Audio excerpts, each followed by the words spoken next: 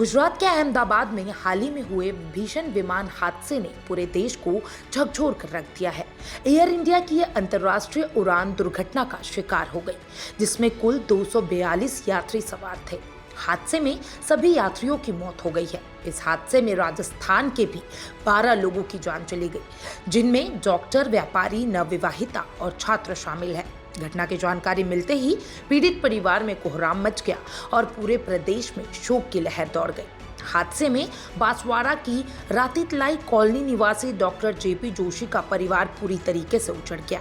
उनके बेटे प्रतीक जोशी, बहू डॉक्टर कौमी जोशी और 3 मासूम बच्चे मीराया, नकुल और प्रद्युत लंदन जा रहे थे। डॉक्टर दंपत्ति और बच्चों की इस हादसे में मौके पर ही मौत हो गई। इस खबर के बाद रातितलाई कॉलोनी में मातम पसर गया।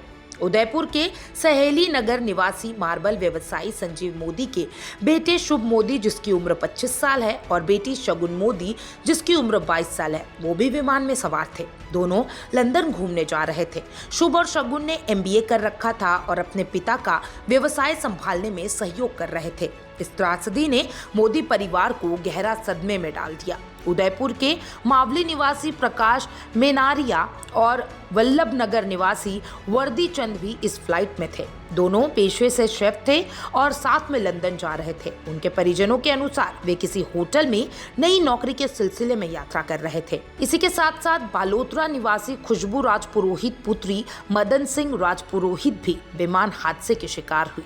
उनकी शादी इसी वर्ष जनवरी में जोधपुर के मानफुल सिंह से हुई थी। शादी के बाद यह उनका पहला अंतर्राष्ट्रीय दौरा था। उन्हें अहमदाबाद एयरपोर्ट तक छोड़ने उनके पिता और भाई आए थे, लेकिन लौटते समय हादसे की सूचना मिलते ही पूरे परिवार में मातम छा गया। बीकानेर के श्री डूंगरगढ़ से पूर्व विधायक कृष्णाराम नाइक के दोहित अभिनव परिहर पुत्र शिव परिहार भी इस विमान में सवार थे। अभिनव लंदन में बिजनेस करते थे और नियमित यात्रा करते थे। हादसे में उनकी भी जान चली गई है। उदयपुर के गोगुंदा की रहने वाली पायल खटिक भी इस विमान में सवार थी। वे हिम्मतनगर गुजरात में अपने परिवार के साथ रहती थी और लंदन में पढ़ाई के लिए एडमिशन लेने जा रही थी। हादसे में उनकी भी मौके पर मौत हो गई।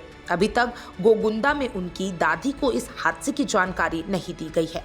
राजस्थान के मुख्यमंत्री भजनलाल शर्मा ने हादसे में मारे गए सभी लोगों के परिजनों से फोन पर बातचीत की और शोक संवेदना प्रकट की है।